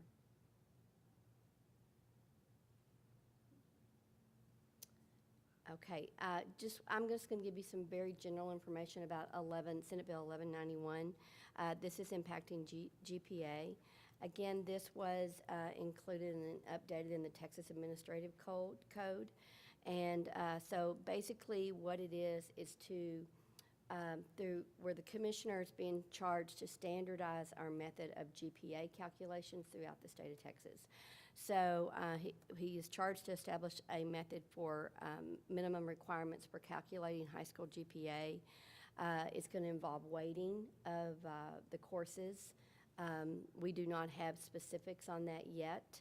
And then how it's going to look different for CTE versus non-CTE courses.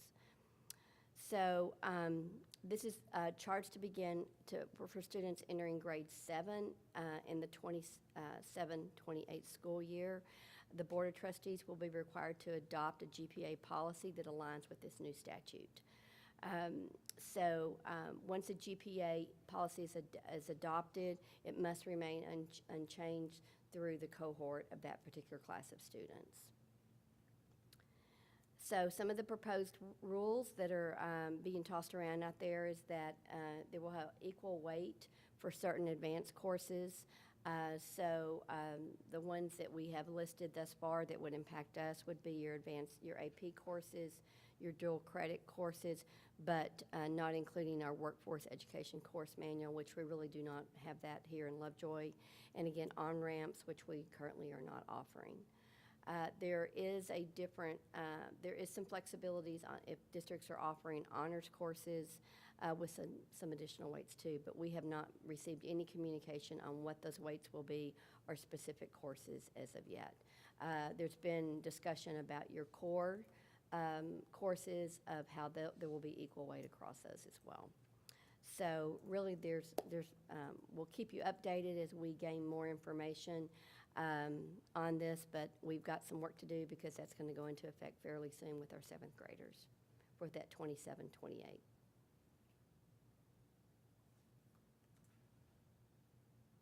Okay. Thank you for the Thank preview. you.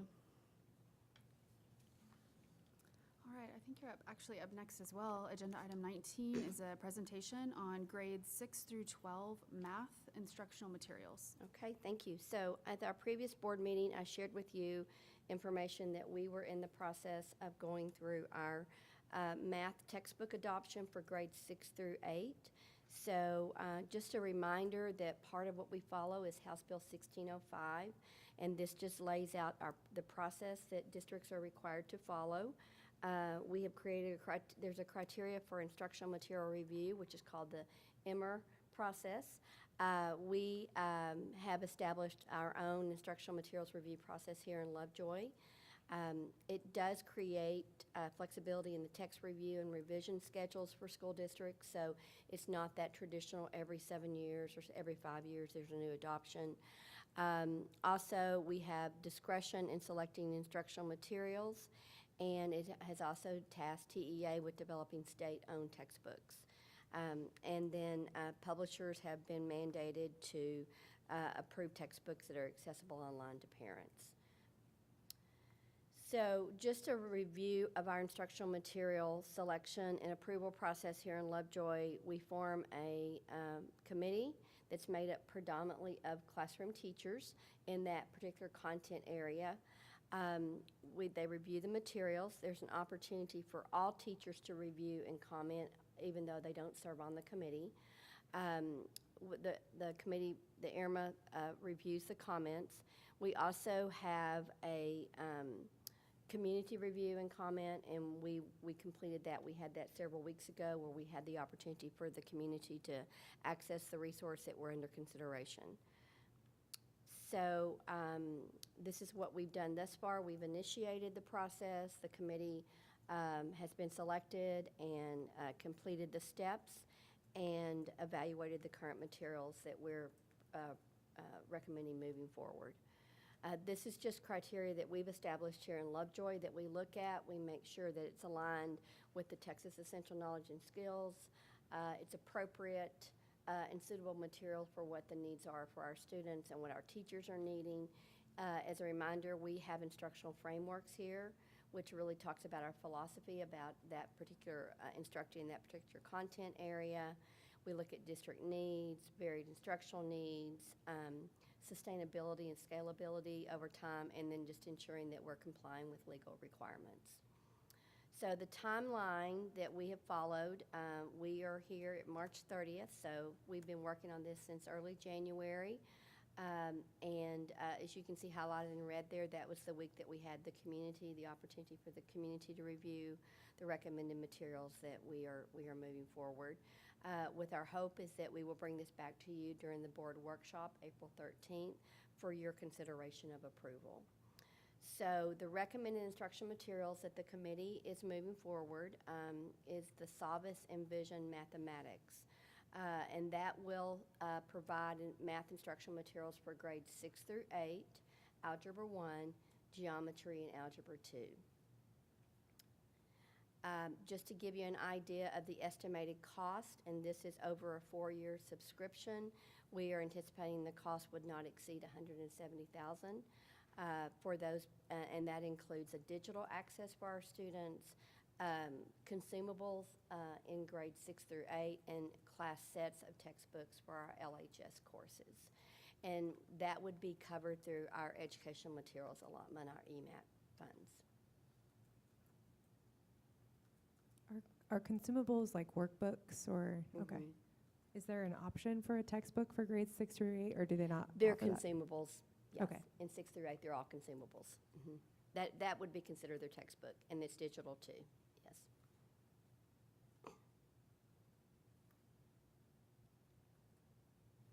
Any other questions?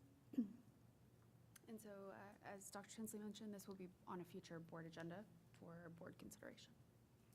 Okay. All right, Thank thank you you. very much. Agenda item number 20 is our board legislative update. So as our community is well aware, decisions and lawmaking in Austin directly shapes the environment that our schools operate in within every single day, from funding to curriculum to policy and more. The next Texas legislative session will begin in January 2027. So while that's still 9 months away, much of the planning and groundwork for effective advocacy begins now. This evening, the board will continue our discussion on legislative priorities. So I'll turn it over to Jason. Thank you. We've received now a draft back from administration with kind of markups on funding gaps, the primary changes, and adding some additional language on some of the different areas. Enrollment versus attendance, what the difference is in those numbers. I really like the format that they've come up with here. I think it's pretty clear. There's a couple of places where I think we're still looking to add some numbers, and we might tighten up on some of the adding percentages where we don't quite have percentages on some of these, but I think the visuals that they put on the back are great from my perspective, but definitely would entertain any additional feedback after you get a chance to review this, and then I think we will be ready to bring it back for final approval. Any questions about the format or numbers? I just really appreciate the specificity. I know it's a lot of words, but when we're in a process where we're basically advocating for language, I feel like this does a really good job for our community members to take it to a legislator and say, I want the small to mid-sized district allotment statute to change to this number. And it's really easy to pull up. So I like the format. I know that it feels overwhelming, but I think it gives our community a lot of tools. That's a great point, Aubrey. So Katie, can you take just a second to explain that language around the 5,000 to 7,500? It might be a little bit counterintuitive on why we would be advocating for that change. Yeah, absolutely, and Thomas is going to make his way to the microphone as well on this one, because what we are requesting is an increase in the eligibility cap for small and mid-sized district allotment from 5,000 to 7,500 students, and that would provide $2.3 million in additional dollars to help Lovejoy ISD, and Thomas has a great way of explaining that. I'll do my best. So they define a small district, capping it at 5,000 students of enrollment. So how they fund it and the way the formula works is the differential between what your current enrollment is and that cap is what they're funding and how they determine their rate. So if we can increase and define a small school at 7,500, because really a large district isn't really 5,001 students. So it's just really reiterating that the economies of scales, really if increasing it to 7,500 for us to be able to meet some of those economies of scales that larger districts are. So the further the gap is from our enrollment from that lower cap, the more funding we would get to help support and kind of address those economies of scale. Thank you.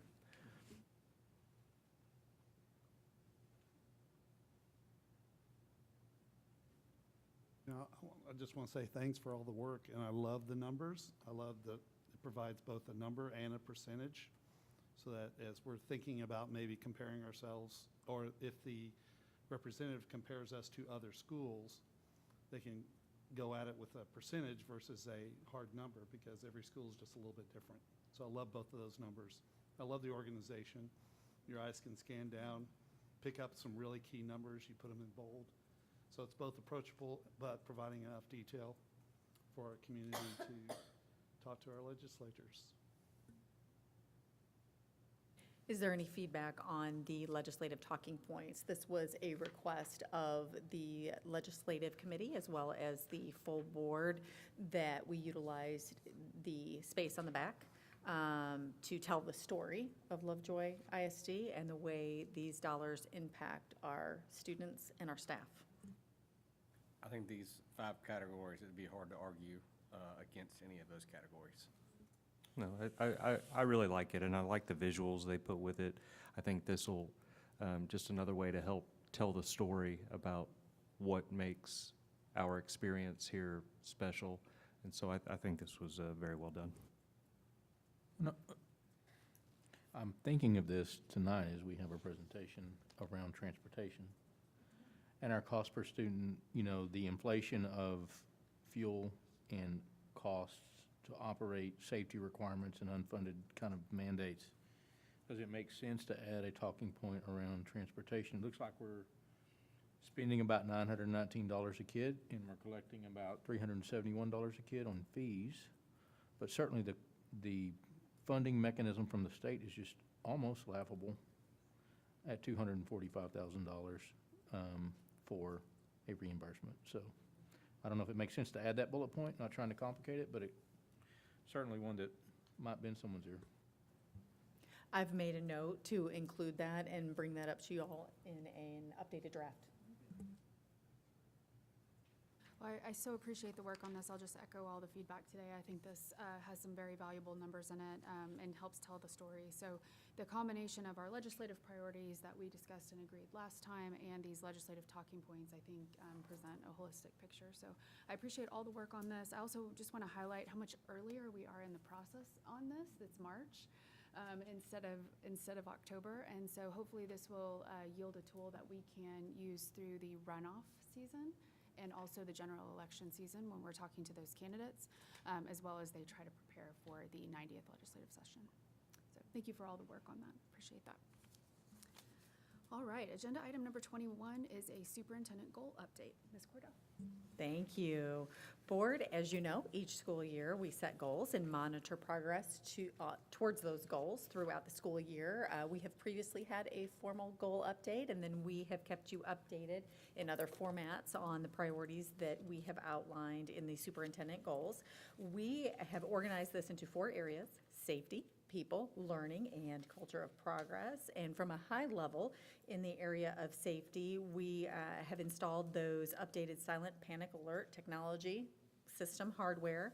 We've completed all of the training. Some next steps include the integration of those systems with our existing electronic communication platforms, specifically our PA systems, which are legacy systems. And so our operations and technology department are working very closely with the vendor on that challenge. And I believe they have come up with a solution, which is exciting. And so we'll be moving forward with that. In terms of people, we have prioritized recruiting, retaining, supporting, and developing effective personnel. Some of the work that has been done in this area has included a leadership development program for our principals, where our principals complete at least 6 hours of targeted training on teacher retention and support strategies. We have completed a staff survey. In addition to the fall staff survey, we went out and we met with every campus of teachers to follow up on that survey, to share their feedback, their compiled feedback, and then our responsive actions. One of those responsive actions has been new copiers. They were very excited about that, and we are excited about that as well, because we want them to have the tools that they need to do their jobs efficiently. And then we have also been looking at data as well as opportunities to interface with our I mentioned those team huddles. We have integrated our teacher superintendent connection council meetings this year. We've already had 4 of those, and we have another one coming up soon. We have been engaging in some T-tests, which is our teacher evaluation system calibration, professional development. That has included some work in the area of TIA as well, which I will underscore here in a minute under another goal. We've also implemented Leopard Excellence Awards for our teams of teachers that are doing very impactful work to move the needle on student growth and achievement. Shout out to the Hart 4th grade math team, the Willow Springs 8th grade social studies team, the Sloan Creek 6th grade RLA team, our Puster 3rd grade RLA team, and we've got teams coming. They are just doing great work. I'm very proud of those efforts. And then teacher listening circles at our Teacher Connection Council have been important to us this school year. We also in the area of learning, looking at promoting our commitment to continuous improvement and excellence, which has included a focus on operationalizing our STEM program guide. When we talked about STEM a little bit earlier. And then we have presented to you on our STEM program, and we've got exciting things to come in that area. You'll see a heavy focus on STEM in our draft strategic plan. Additionally, in our goals, we are prioritizing academic growth in math, reading, as well as science, and we've set some targets in those areas. Though that data was presented to you in February, that was based on middle of the year map, and we have either met or exceeded our targets in all areas. We are working very hard to develop and implement a plan for the teacher incentive allotment, which will provide additional dollars, additional compensation to our teachers who meet criteria in terms of student growth and achievement. There have been a lot of efforts in that area, including a committee that involves our teachers to map out a plan for implementation in Lovejoy ISD. Very grateful to our Human Resources Department and the teachers who are serving on that committee. We actually, at our last team huddle, had the opportunity to share an update on our teacher incentive allotment implementation with all of our teachers. And then analyzing and refining the K-12 gifted and talented program services. You received an in-depth update on this earlier in the school year. Our curriculum and instruction team has been doing some really great work with Baylor. We have been on site at Baylor learning from them and collaborating, and they've actually come to Lovejoy several times and facilitated some opportunities for us. And so I'm very excited about the enhanced work we are doing in that area. And then our last goal focus area is fostering a culture of progress, because we want to be innovative. We want to be focusing on continuous improvement. So one of the targets in that area is to complete an update to the Lovejoy ISD strategic plan. We have done that and renamed it. And then we have on here that we were going to initiate a technology assessment. We have done that. We have received those results, and we are acting on those results. That was a very meaningful process for us, and we've made progress in that area. We actually have a internal stakeholder committee that involves teachers from our campuses that are involved in implementing some of the next steps in that area, so that work will continue. And then implementation of a unified stakeholder communication tool. Very thankful for this. This is that Apogee Rooms that we all use, our Lovejoy app, and we had a recent safety and security concern that I think showed for all of us how important this goal is. We know strong communication is something we're committed to in all times, and that it helps us as parents stay engaged and provide the support that our students need and that our teachers need. And so I have valued the tool as a parent, but when we are in a situation that involves safety and security, to be able to communicate with our parents that quickly becomes absolutely critical. And so thankful for the prioritization of this goal and the resources that took to implement it. And then we have provided ongoing communication for utilization of our bond funds. That has included updates in our formal board meetings, and then we have a very hardworking bond implementation committee, and they have met in November, February, and they've got another meeting coming up here in April, so we are very grateful to them.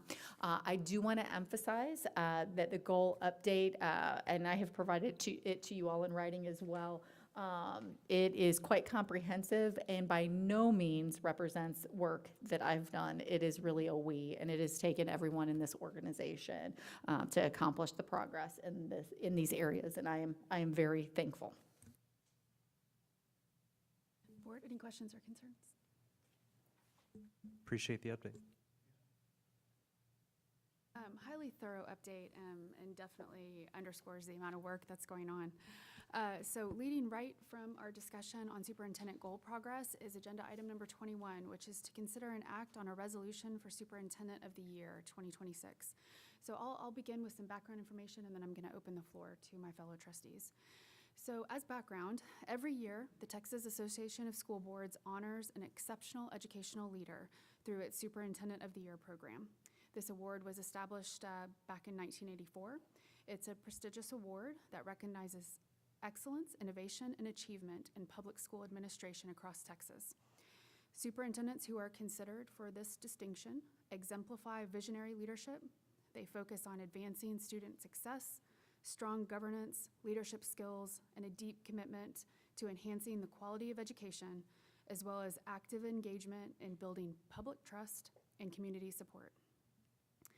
Our Lovejoy ISD Superintendent, Ms. Cordell, has demonstrated exemplary leadership of our district over the past 5 years through her partnership with the board, the community, the support of our staff, stewardship of our district resources, and a consistent focus on outstanding student opportunity here in Lovejoy. She's led our district with professionalism, enthusiasm, and an intentional focus on long-term strategic priorities. So while this recognition is very deservingly tied to the superintendent role, it is also a reflection of the entire district, our students, our staff, and our community. Opportunities like this award bring positive visibility to Lovejoy ISD. They are a point of pride for our schools, and they highlight the collective work happening across our district in every single classroom, every single day. So for those reasons, this nomination represents an opportunity to showcase Lovejoy at its very best. Trustees, I'll open the floor for discussion.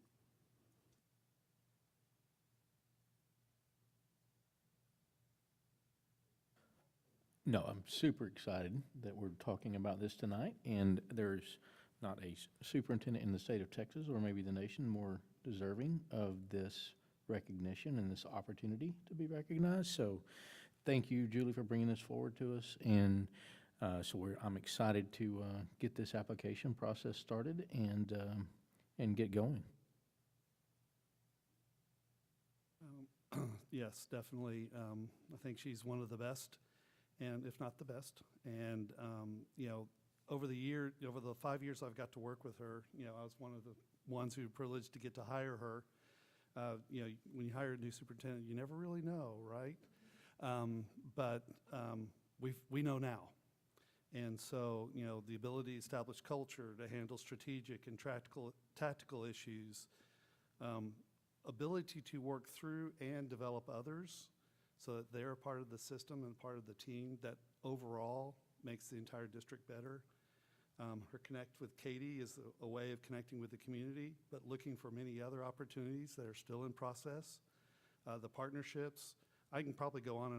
And then, of course, fiscal management. She's definitely stepped up to the plate when it comes to making sure we're fiscally able to continue strong as a school district. So for that, I definitely am excited to submit this Superintendent of the Year submission. Is that what you call it, I guess? I'll echo those comments. I'll also say it's been a privilege to get to work with Katie for the past 5 years. I grew up in a household of career educators in North Texas, watched the people they worked for my whole life. I was in the classroom, feels like a million years ago, and worked for a superintendent. I've been part of this board now for 5 years and been able to travel around the state and see other leaders in action. And there's no one in the same category. She's one of one. So we are lucky to have her, and it's a privilege to nominate her for this honor. I'm excited for this nomination because the 7 people up here ask a lot of questions that we probably should know and ask very hard questions, and she never backs down. If she doesn't know it right then, most times she does, but she'll get back with us pretty quickly after that. So just keep continuing pursuing excellence. Thank you.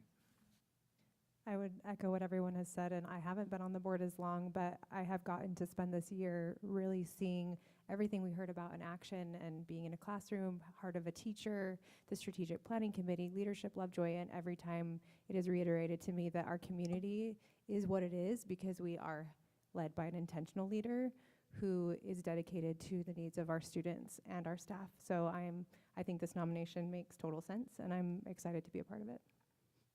I want to add one thing. Being in the job of a superintendent is thinking that I guess technically she has she reports to the Board of Trustees, but she also reports to the community. She reports to everybody, the staff. She has so many constituencies pulling her in so many different directions, and she has jumped in and become part of this community, and the transparency and the grace that she handles this role is truly impressive. And the work ethic, my gosh, relentless, so impressive, and we're so grateful. Not sure there's not triplets. I don't know how you're in so many places at the same time. Well, wonderful. It's a privilege to be able to talk about you like this right while you're sitting next to us. So board, the matter before us today is to approve a resolution nominating Katie for this award. So at this time, I'll take a motion. So moved. Motion and a second. Any additional discussion? All those in favor, please say aye and raise hands. Aye. Any opposed? Okay, wonderful. The copy of the resolution was included there, and we will be signing it later today, and then collaborating as a board on a submission to the award committee. So with that, we'll move to our next agenda item, which is superintendent announcements. Thank you for your kind words and support, and that was super uncomfortable, and I am very glad to get focused back on our students and amazing staff. So we've got Matilda the musical coming up that was rescheduled because of the bad weather. So mark your calendars because it is going to be amazing. Wednesday, April 1st at 7 p.m., Thursday, the 2nd at 7 p.m., and then Monday, the 6th at 2 p.m. And so the theater department has worked really hard to handle the reschedule and then work around the holiday weekend. And it would be a great musical to bring your little ones to. And I cannot wait to go. It is going to be fabulous. And then I hope that we have a big crowd tomorrow supporting our girls soccer team in the regional final playoffs. They are playing in McKinney, and they are competing against Wakeland High School. And you will just fall in love with this girls soccer team if you have not seen them. The way that they support each other and their level of enthusiasm is just so cool. The girls that are not on the field at the time are just as engaged in the game as the players. I mean, you almost like have to, you're like, don't go on the field, because they are right there celebrating their teammates and just in it. And the energy they bring is really incredible. So anybody who can get out tomorrow night to support girls soccer, get out there and cheer on our Leopards. Thank you, Katie. All right, so as part of our meeting tonight, we did have a number of board announcements, and so I'll share one additional. So earlier this evening is one of our agenda items where we retired into closed session. The board conducted a self-evaluation. In pursuit of high-quality professional governance and conduct, our board operating procedures provide that we will assess our own performance as a board at least annually. So in doing so, we look at the Texas State Board of Education's framework for school board development, which outlines the key functions of a school board. We also evaluate how we are tracking to our district and board priorities, which are the goals that we have established at the beginning of the year. In addition, we also discuss and reflect on how we work together as a team. So tonight we had meaningful discussion. We highlighted the many, many things that are going well, and we also reached consensus on some future opportunities that we plan to pursue. So it was a highly worthwhile exercise, and I want to extend my thanks to my fellow trustees for our discussion tonight. And with that, I'll just announce that our next board workshop will be held on Monday, April 13th.